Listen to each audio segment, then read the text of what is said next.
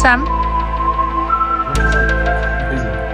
Today we will be delving into my absolute favorite conspiracy theory of them all. One that's hiding in plain sight. We are talking about billion-dollar pet food empires, secret deals with universities and veterinary schools where nutrition advice comes with a corporate logo. Whether you love these brands or you've already thrown their kibble in the bin, you are going to want to see this breakdown. Now, to understand how we got here, we have to go back. In the 1950s, a company called Ralston Purina, now owned by Nestle, yes, the chocolate company, changed absolutely everything. They introduced a process called extrusion, where ingredients are blasted with high heat and massive pressure, then forced through a die to form those familiar brown pellets. Why is this such a big deal? Well, industrialization, we are talking about cheap ingredients and synthetically added nutrients. We are talking about very long shelf lives.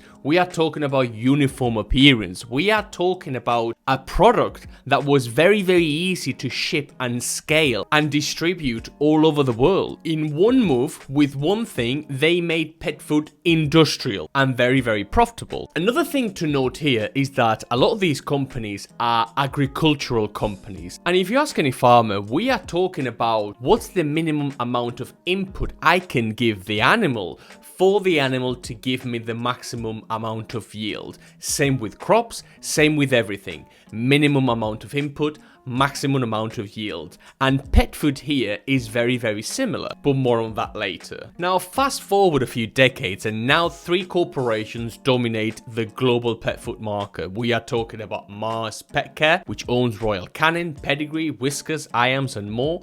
Nestle Purina owns Purina Pro Plan, One, Felix, and Hill's Pet Nutrition. We are talking about the famous Science Diet, which actually is a trademark. The market share is absolutely wild. Mars, one of the chocolate companies, is about 20 billion. Nestle Purina, another chocolate company, 16 billion, and Hill's is 4.5 billion, there or thereabouts. But how did they get so big? It wasn't just ads and supermarkets, it was something far more strategic. Hitler took the guns. Stalin took the guns. Mao took the guns. Fidel Castro took the guns. Hugo Chavez took the guns. And I'm here to tell you, 1776 will commence again if you try to take our firearms. Let's talk about how Kibble took over your vet's office. Companies like Hill's or Royal Canin didn't just market to consumers, they targeted veterinarians. They started vertically integrating veterinary practices into their business models. We are talking about free samples for clinics, we are talking about sponsored textbooks and courses, we are talking about funded research, and we are talking about nutritional reps on speed dial. Walk into the clinic with a sick dog and the vet recommends a prescription diet. You trust them? Of course you do. They are the experts. But what if that advice was shaped by a company with kibble to sell? And that is totally what has been happening. A lot of these kibble companies have been buying up veterinary practices. So they are manufacturers and they are also veterinarians. And of course, I want to make a very, very big caveat here. It is not all vets. I want to make a very clear distinction to you between the veterinary industry and the veterinarian themselves. Most vets I know are animal lovers and incredibly passionate about caring for our pets, and they should not get the blame. We shouldn't do any vet bashing because all they want is the best for our pets. However, the industry only cares about making money. Listen, the vet school deals aren't just a theory. Thanks to many freedom of information requests, we now know about, for example, one of these deals between Edinburgh University and Pedigree, part of Mars Corporation. And this is just one. I mean, starting in the 90s, Pedigree paid the university £20,000 a year. And in exchange, they were allowed to appoint a staff member to teach nutrition, obviously their way, advise pet parents via their university clinic, vet, pun intended, any research before publication. And you think that's isolated? Well, no. Liverpool Vet School admitted that staff were on Royal Canin's payroll and lectures were sponsored by pet food companies. In my opinion, that is not education, that's indoctrination. And this is what a lot of the catchy phrases come from. And then here you will see a lot of vet influencers, for example, say it contains all the vitamins and nutrients your dog needs. With all the vitamins, minerals, healthy fats and macronutrients that they need. By the way, if you are wondering about what the best dog food is, I've made a free guide called How You Feed Your Dog Better. It's honest, research backed, and has nothing to do with pet food lobbyists. Link in the description. That's the beauty of the satanic evil of the priest of power ripping apart humanity. We're here to hurt humans. We're here to suck your guts out.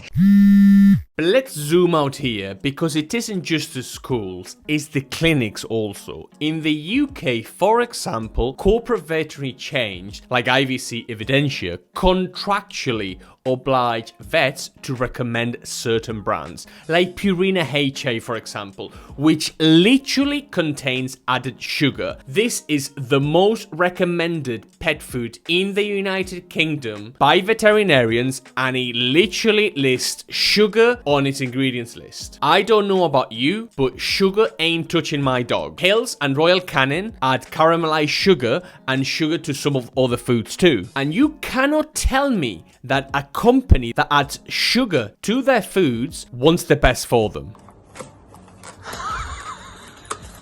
How many chimpanzees can dance on the head of a pin?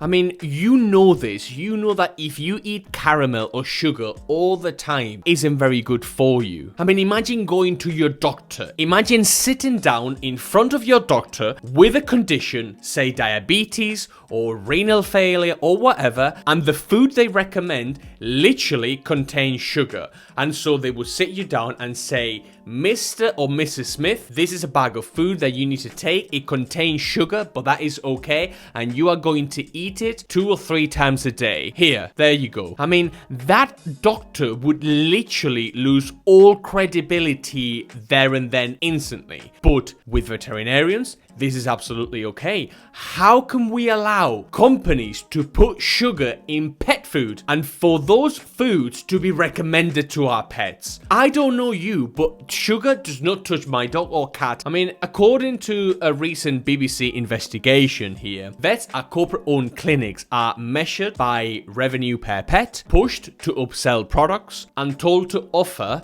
misleading cost estimates. Quote from one vet, quote, "Your worth is only how much income you bring." And the result? We are seeing this all the time. Burnt out, exhausted vets. But actually, it doesn't just stop there. The Kibble cartel also plays the long game with research. And this is when it gets really, really dicey, in my opinion. Interested in the people coming from space, you know. Food grains are an amazing source of energy, macronutrients, essential fatty acids. They are a good thing to see in your pet's food, and they are not something to be afraid of.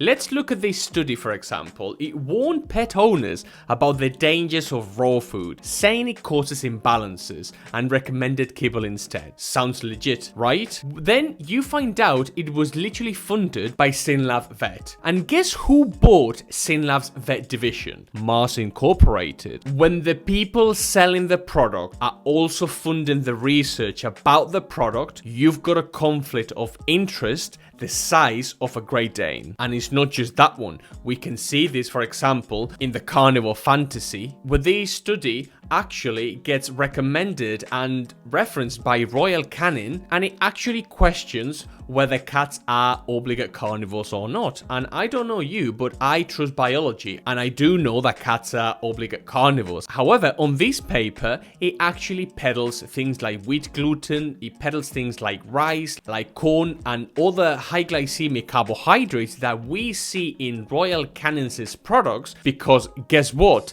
The guy that wrote the paper paper actually works for Royal Canin. But hey, what we have here is a nutrition problem. This is a nutrition problem above all else.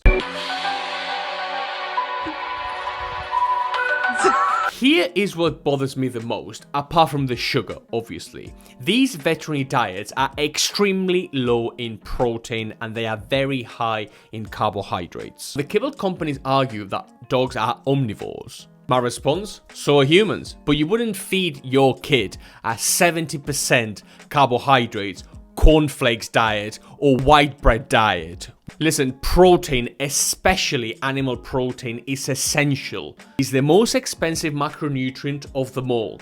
It builds muscle, it's essential for muscle protein synthesis.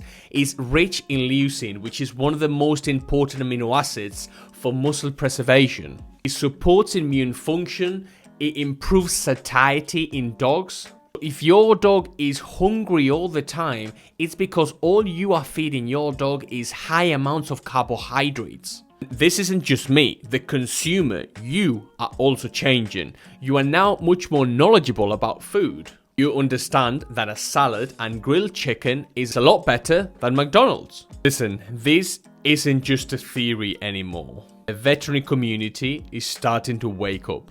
More vets, more nutritionists, and more pet parents are now questioning the status quo. They are discovering what we've known all along. Fresh food is not a trend, it's the baseline. It's more biologically appropriate, it's less processed, and it's what your dog's body was designed to eat. The big kibble cartel might control the shelves, the schools, and the studies, but they don't control you.